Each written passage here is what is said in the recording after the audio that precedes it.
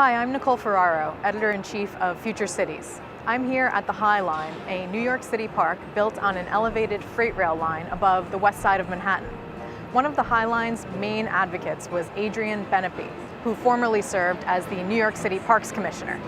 Today, Adrian serves as the Senior Vice President and Director of City Park Development at the Trust for Public Land. We spoke with Adrian this morning about the state of city parks in the United States, as well as projects like the High Line, why they're successful and why they serve as good models for parks of the future. One of the big questions that the Trust for Public Land asks, and we do this because it's our business, is what is the state of the parks of the cities of this country?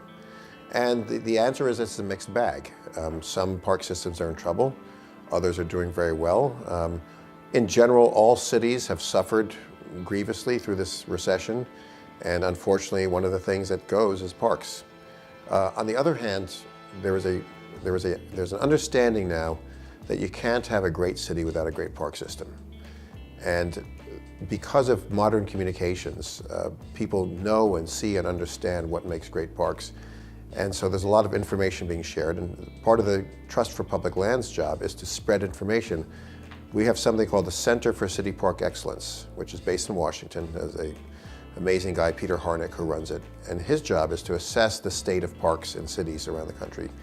And so we publish Park Score. And Park Score rates the 40 largest cities in the country in terms of how well are they delivering parks. And we look at 5 basic criteria: the total amount of parkland per capita, the expenditure per capita, and so on. And then we rank the cities and say, how well are you delivering parks? And the answer is some cities are delivering very well, and in some ways it's the cities you would expect. At the top of the heap, San Francisco.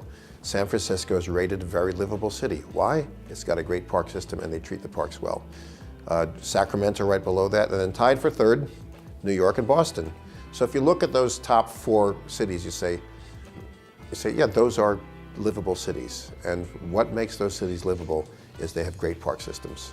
Parks have gone from being an afterthought to being a major thing in cities. And if you think about, I was speaking to a class at Harvard University in the School of Architecture and City Planning 2 days ago, and there were kids literally from all over the world in this class.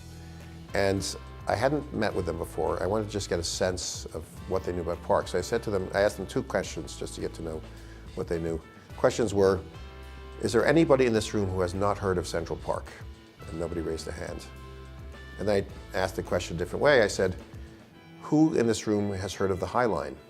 And they all raised their hands. And to me, that was pretty remarkable. You take the oldest public park in America, or the oldest purpose-built public park in America, and it's not really the oldest, but the oldest big park. And you take one of the newest and the most innovative, and everybody in that classroom knew about those. And you could say, well, it's a selective audience and they're students of architecture and planning, but that was remarkable. It said many things. First of all, that New York is a leader, a thought leader in parks, and it said that people care about parks. And the interesting thing about the evolution of the High Line is that it's become an ecotourism destination. People travel to New York to visit the High Line, and they visit it as if it's a museum of the Metropolitan Museum of Art. We're working with the City of Chicago to take an elevated freight rail line, does it sound familiar, and turn it into a 3-mile linear park.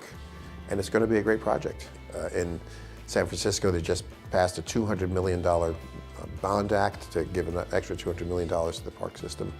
So exciting things are happening. On the other hand, unfortunately, many cities are reducing hours in parks and closing facilities because of budget problems. And so it's really important to have citizens involved with the lives of the parks and being activists in the parks and having nonprofit partnerships, because they help keep the city's conscience there about the importance of parks.